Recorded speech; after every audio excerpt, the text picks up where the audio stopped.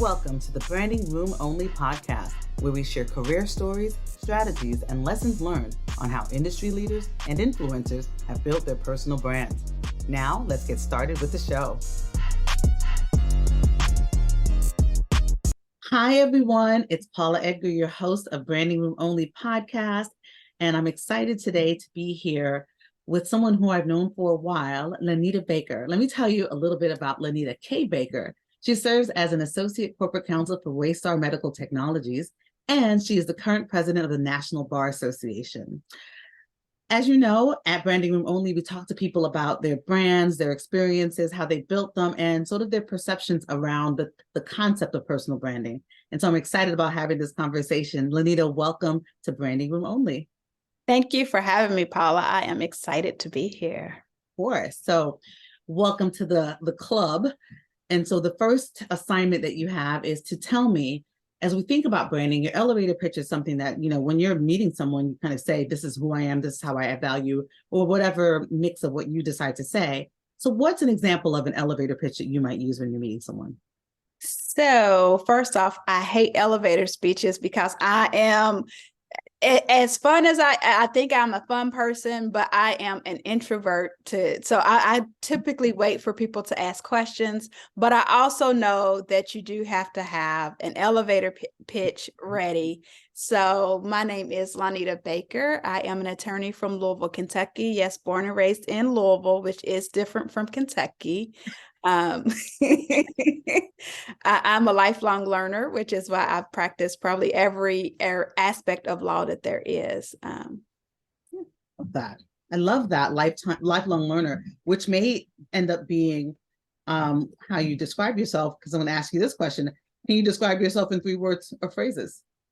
I will give you lifelong learner, fun, and my new favorite word that I've learned in the last month is I'm an ambivert, which means I am an outgoing introvert.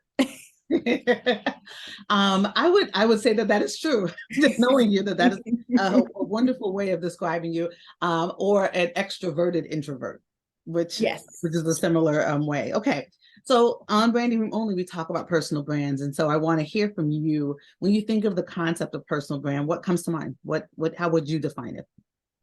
I think that how I've arrived to the place that I am today is because I'm always willing to help others. And I think that other people see that in me.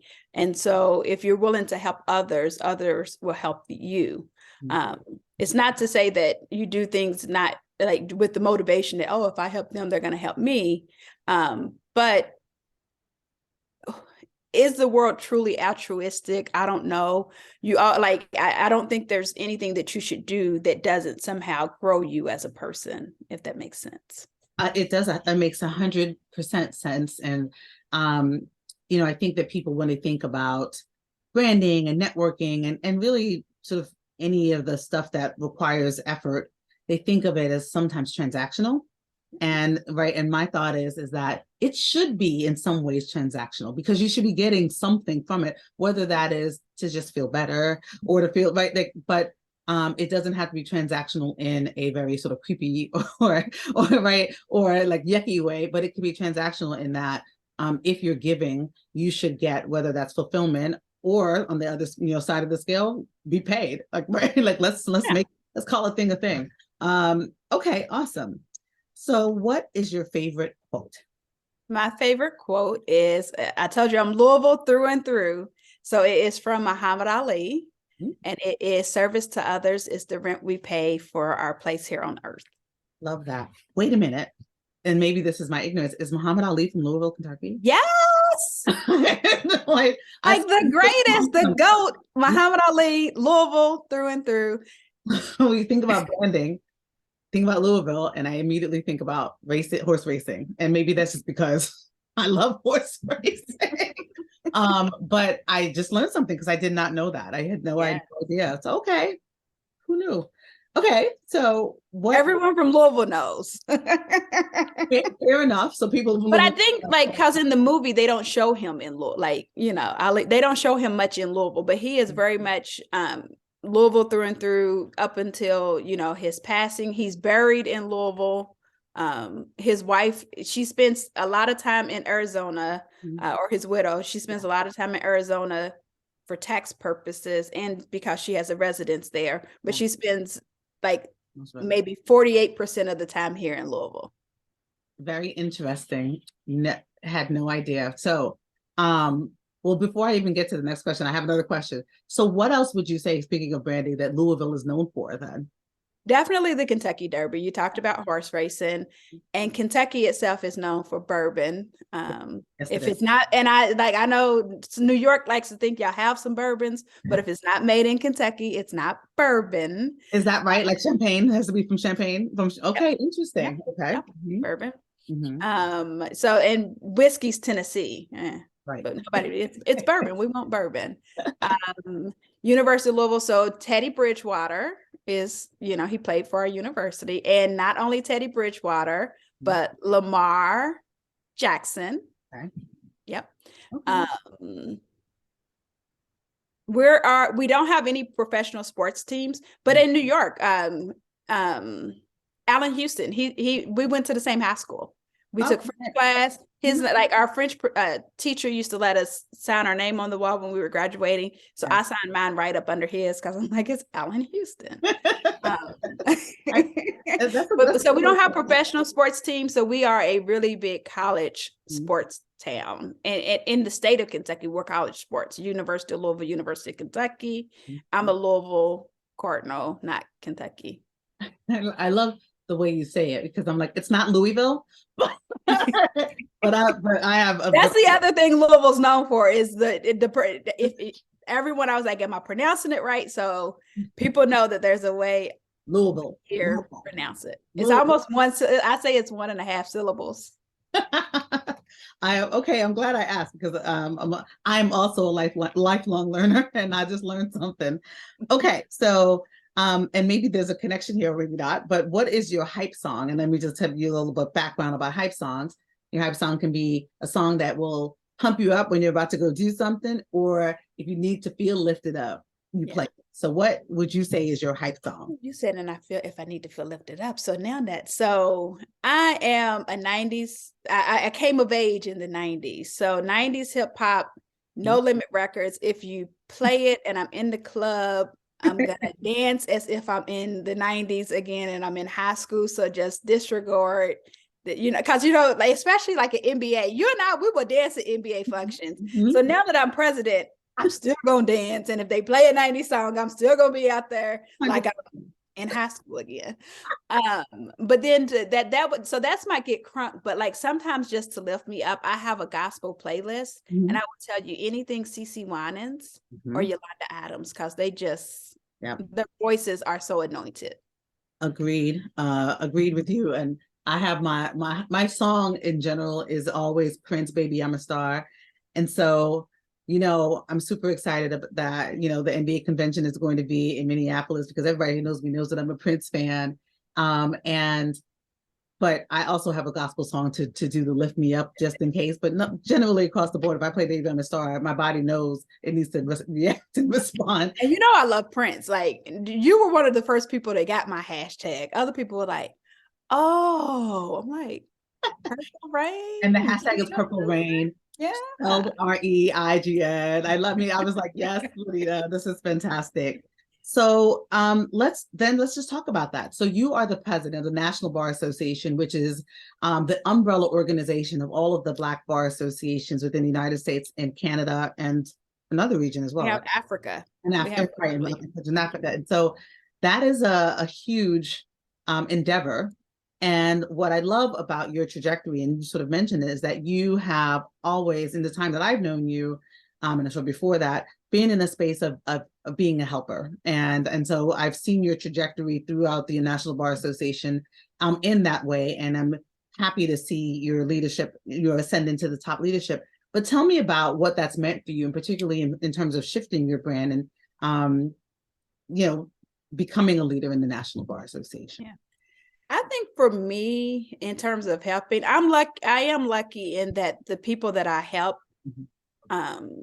past President Ben Crump, past President Joe Drayton, the people that I worked significantly on their administrations, they saw in me something that I may not have even saw in myself.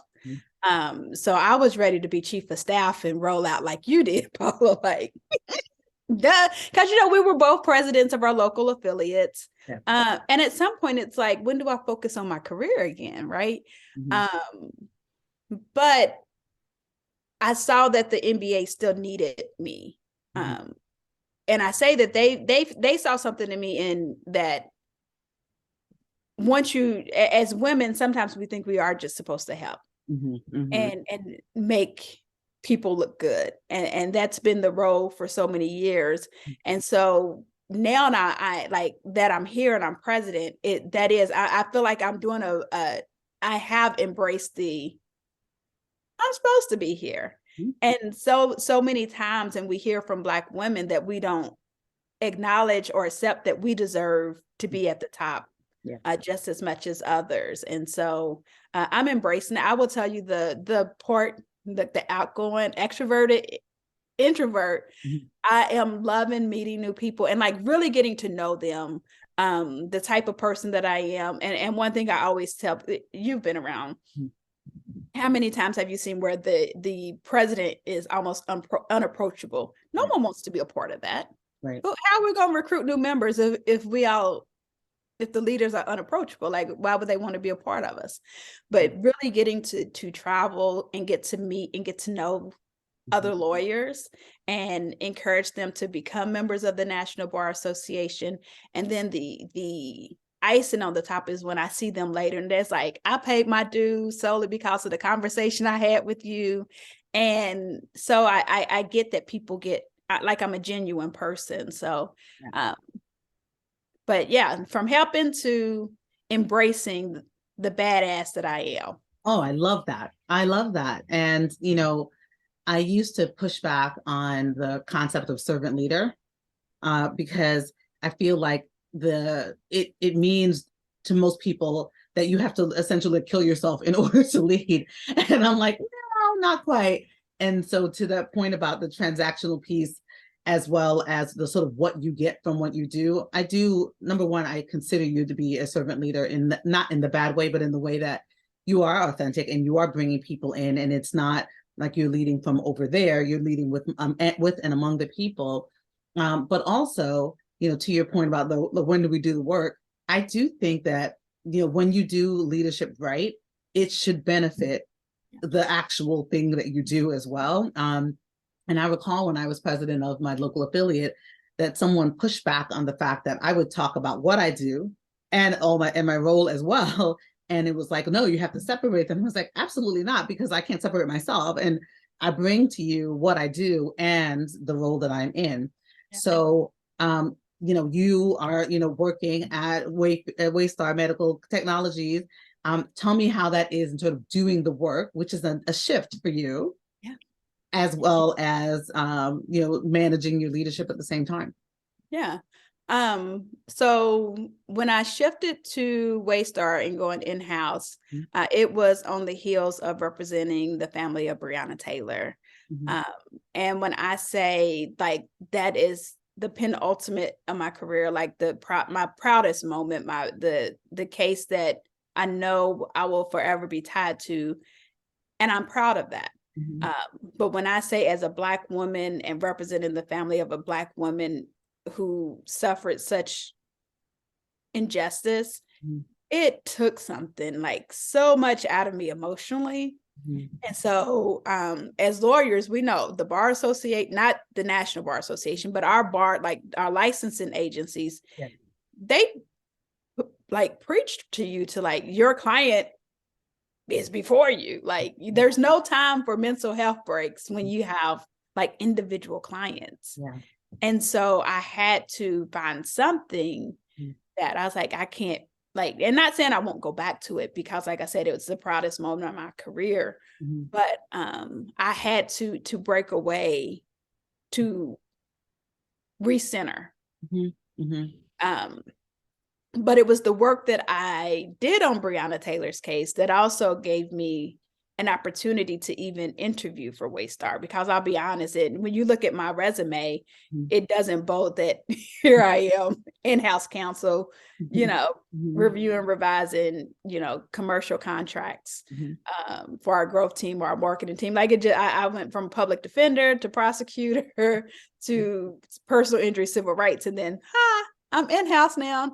I did get an MBA in 2017. So it won't, and I say that I think that I know that the Breonna Taylor case gave me that extra push to even get the interview. And then once I got the interview, I solidified that spot. I went back to school when I was at the prosecutor's office to get an MBA, because I was like, I want to go in-house. I love it. Sent my resume out. I got an MBA. Like I was working full-time as a prosecutor, doing MBA leadership. I think I was chief of staff while I was getting my MBA too. Wow. I graduated with a 3.97 GPA from my MBA program. Fantastic. I didn't get an interview to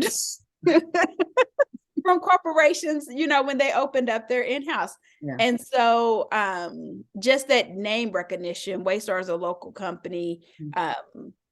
There was a connection. Someone connected me to the chief people person, and someone who knew me and knew that had been. Now, it was funny because when we talk about branding, I got a text message from a friend. It was like, if you all know any lawyers interested in this position, let me know. And at the bottom, I see the guy that had been like the one that ended up recommending me. He had been like my mentor and kind of advising me on how to make the transition into corporate. I called him. I said, why am I getting a notice about a corporate job from somebody else and not from you? He said, well, you just had Breonna Taylor. Like, I thought that was the lane you were going in. And I was like, well, I could see that. So if you always do have to remind people of and let people know what it is you're looking for and what you want to do, because people will, if you don't let them know, they will assume that you're good or you're taking a different trajectory. So you always have to remind people of. I mean, that's a mic drop moment. We'll definitely be pulling that out because it's so true. And that people have this perception that, people know. Yeah. Right. I was at an event last night, and two people who I met came to, we were networking and kind of came towards me, and one person was there, and I assumed they knew each other, which, number one, you should never do that. But number two, when they introduced themselves, they were like I'm, insert name here, and I'm insert name here, and nothing else. And I sat there like, well, what is going on? You're not Madonna and you are not Oprah, so your first names are not going to be enough for this to be a connection, so you can, continue and build relationships. And I find that people are, number one, really bad at the information giving, first, but then you have to continue to remind people what you do. People still contact me about coaching, and I'm like, I haven't coached individuals in years. Yes, my hashtag is Coach Paula, because I'm always going to tell you what I think you should do. But the point is that I do speaking and consulting. That's what I've been doing for a good long time now. You have to keep telling people. So, and to that end, I would never have thought that would be the pivot that you were going to be making. And number one, I want to pull back and say to you, thank you, because as a Black woman, as a fellow lawyer, as a community leader, and somebody who is just invested in the world, and thinking about Breonna Taylor's case in particular, I mean, there's so many instances of murders of innocent Black people that we could pull from, but that one in particular for me, because I think about how your home should be a safe space. Yeah. And I think about how we are supposed to be protected in spaces that we think are safe and by people who are supposed to protect us. And I can't even fathom, number one, her experience, but the experience of her family and that having been, their child, their sister, they're all of the things. Yeah. And so people talk about diversity and inclusion all the time, but justice is what we should be looking for all of us. And so I thank you on behalf of all of us for helping to make sure that justice happened in that case. And I'm glad that you're saying that while you are in-house, that it's still something that's on your mind and something that you still might be able to add your energy to, because I just feel like all of us need to be doing something in that space, and you have actually impacted. And so thank you. And let's get back before I start crying. So, okay.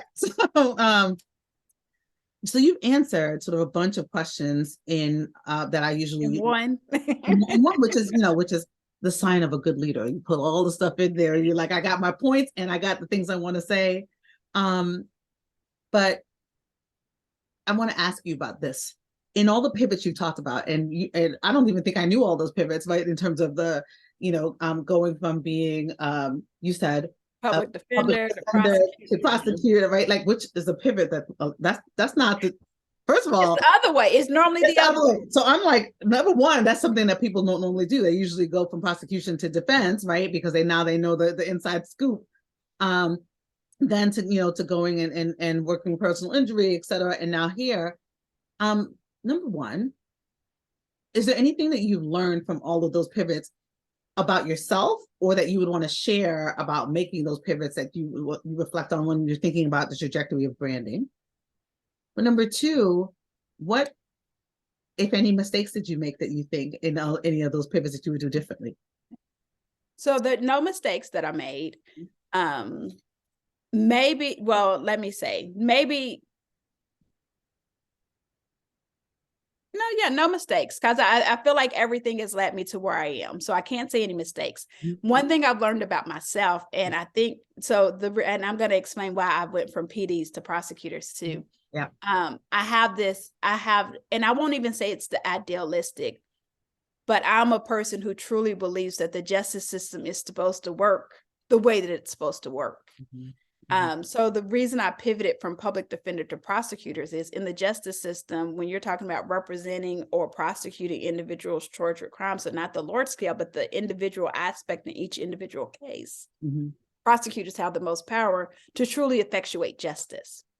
And I don't tell only people that I think who are truly justice minded, mm-hmm. and really have the idealistic view of the justice system.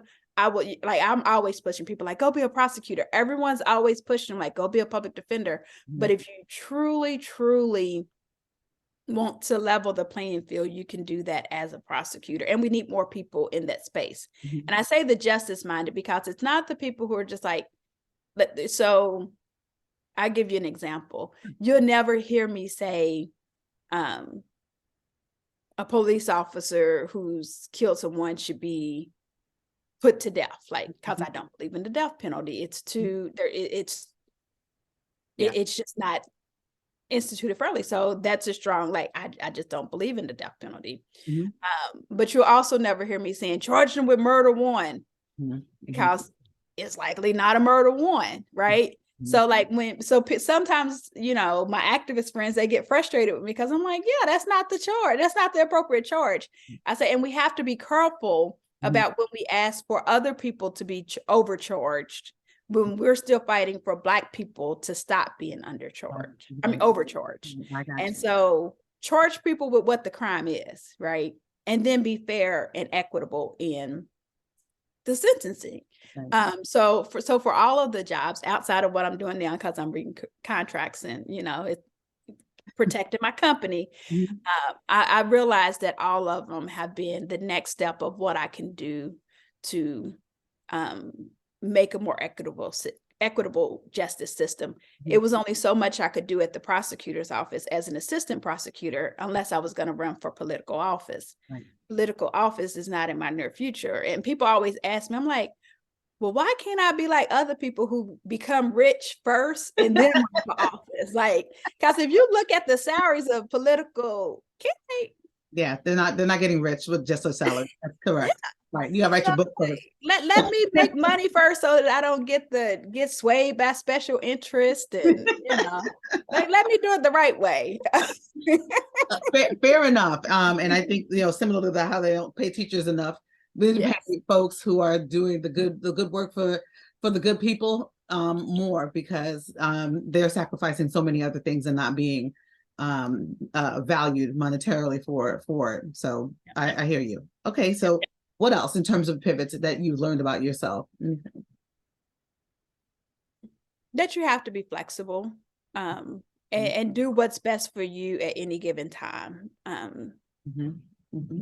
I don't know that again, being NBA president, I don't know that I would be able to do that. So I told you I pivoted because of the mental health break that I needed, but I also wouldn't be able to be representing tons of clients while also being an effective and impactful president. My job's remote. Like I can travel to New York and speak and work from my hotel room, or, I don't, what drives me nuts? I don't know why we pay for internet on the airplane. When it doesn't work. Oh, So I resolved, I'm not like, so I'm never going to do I'll work while I'm on the plane. No, it's either before I leave or after I land. So I try to travel to where I can still, but my job is very supportive. And I do think that if you're going to go in-house or work for a company and you have goals like being NBA president or any external goals, one of the things you have to make sure of is that they are supportive of what it is that you want to do. And so I am lucky that Waystar is very supportive. They recognize the importance of having this strong Black woman that's the president of all the Black lawyers in America. And Canada. Yeah, and Canada and Africa. Right, exactly. So they are they're proud to have me, and they highlight that every chance that they get. So and as well as they should. And I like that you mentioned that sort of alignment that should happen in order to, because I think so many people think I can't do X because of Y. And most of the time I found this as a coach, and I've also seen this with a countless of my clients, just period, is that it's not that you can't, is that your limited belief, right, is what is preventing you. And if you ask, there usually is a way, assuming that you, speaking of branding, have been able to either demonstrate your value previous to or at, so that they understand that you are bringing value regardless, in order to be able to do something else and to be able to say, look, it's for this amount of time, I'm going to do these other things, or aligning. And that's also a brand proposition that people should be thinking about. Yeah. And I'll tell you, when I first started getting very active in the National Bar Association, I was still working at the prosecutor's office. So it wasn't a remote job that I could, yeah. But I understood my value to that office. And so I think, like, I go in, I work hard, like, I'm gonna prove myself. Nobody's ever gonna be like, Lonita dropped the ball, when you work for a prosecutor's office, you understand you work for a political office. Like, oh, you need me in your commercial? Yes, I'll be in your commercial. So kind of that give and take, right? Like, I know that I travel at least 4 or 5 times a year, and you're not making me use my vacation time up for NBA, but you're allowing me to participate. Like, know your value. Like, and I do, if you're hard to replace, a job's dang near gonna let you do whatever you ask, so long as you still remain hard to replace. Right. You make yourself indispensable. Yep. I would say you strive for excellence, make yourself indispensable, and then you flex. Yeah. Then you can, right? Then you've built up the brand equity to be able to flex however you need to, and people get it. And they're not afraid that if they give you a little bit of leeway, that you're going to stop producing or stop being the value proposition. Yeah. Awesome. So what advice would you give somebody who is thinking about ascending to leadership, just generally, because you've done it in so many different places? What advice would you give someone? I think know the organization, know the people. So like the members and the other personalities. And you have to have, I do think that leaders need a good amount of emotional intelligence. What do we call that? Emotional IQ? EQ. EQ. Yeah. You have to, because you deal with a lot of personalities. And you said 3, I think, but I'm gonna give you one more. Oh, of course. You have to be willing. You get into leadership for the right reasons. And I mean that the right reasons are never to boost your brand, but it's to enhance the organization with your brand. And I think that if you do that, and if you do it for the organization, your brand will benefit. Like your brand's going to be boosted anyway. It's never a good, I think just in general with anything, it's never a good idea to do it solely with the intent of boosting your brand, because it will backfire on you every time. Yep. I will just agree with you on that one. My head is nodding vigorously on that one. That's good advice. You started talking about being a dancer, and I know this because I know you, but what else do you do for fun? Movies. So I have like here our main movie theater is Cinemark. So they have the Cinemark Movie Club. So me and some of my sorority sisters, aka hey sorors, me and a couple of my sorority sisters, we go and see the movies. I need to text them today, say, hey, can we go see the Air movie? Because I mean, when do you not want to see Viola Davis? So movies, dancing, reading a book, and shameful, I watch reality TV. And not like survival reality TV. I mean like the Real Housewives, the Love and the Hip Hop stuff. Well, look, it can't be shameful because they're getting good ratings because you're not alone. There's a whole bunch of people who are watching them. Hilarious. Okay, so everybody who participates on Branding Room Only has asked 2 questions, and one is this. So stand by your brand. What is the authentic aspect of your personal brand that you will never compromise on?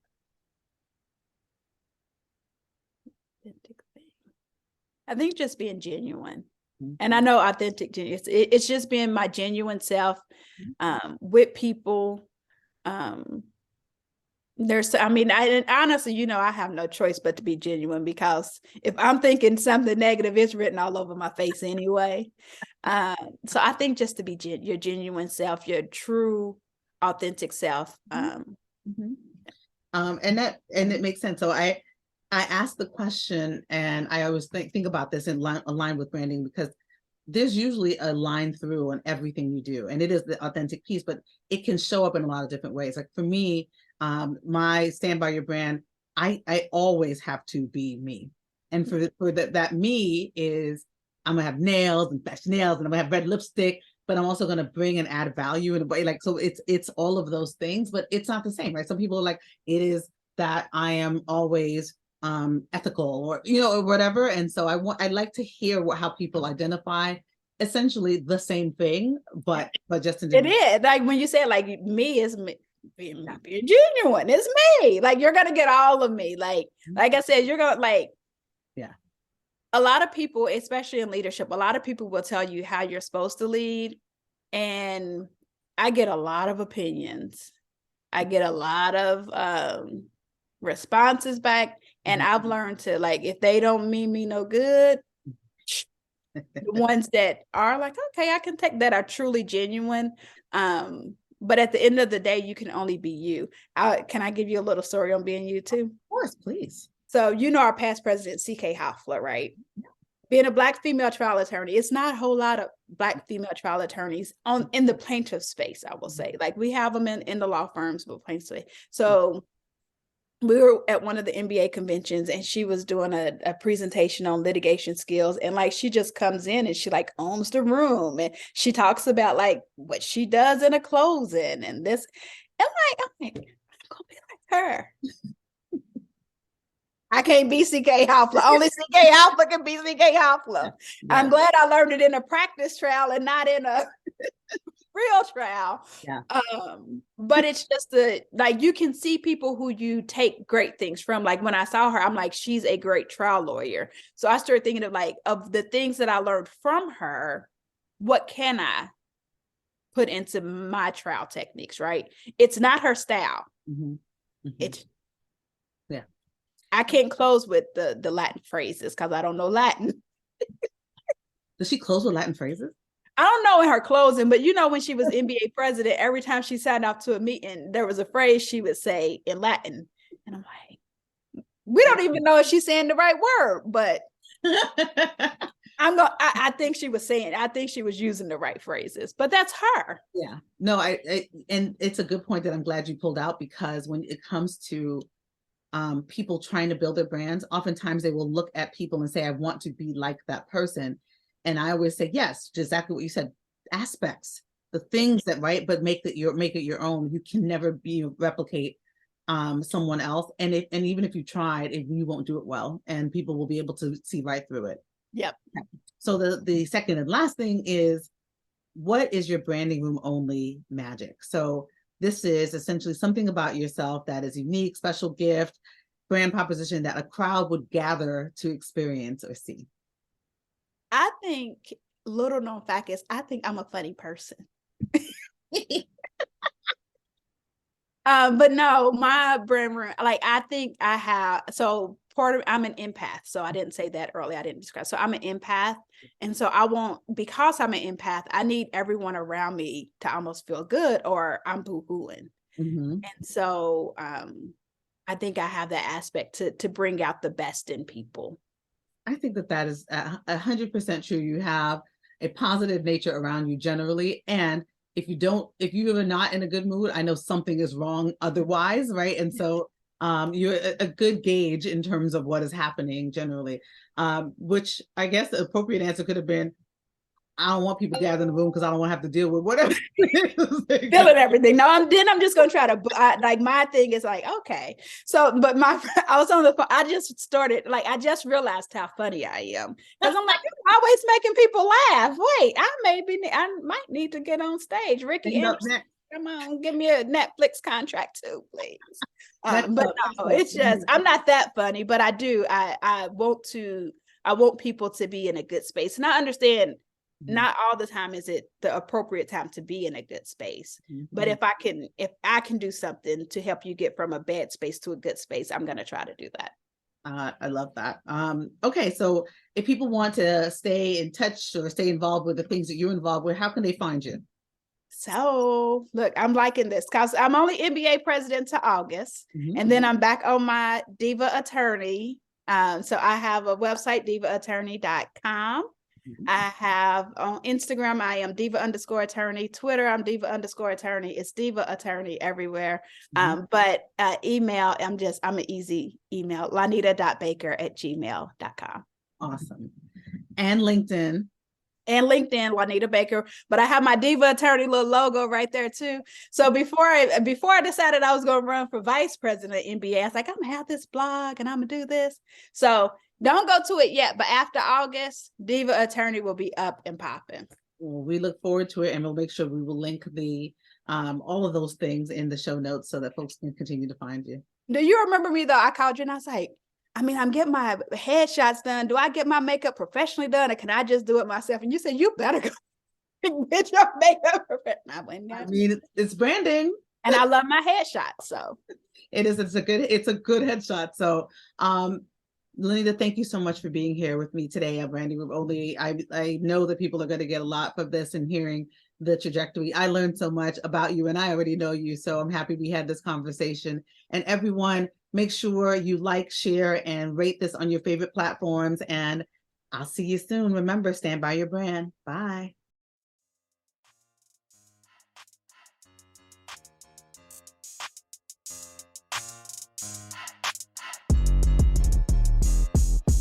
Thanks for listening to the Branding Room Only podcast. We'll see you again next time, and be sure to hit subscribe to get future episodes.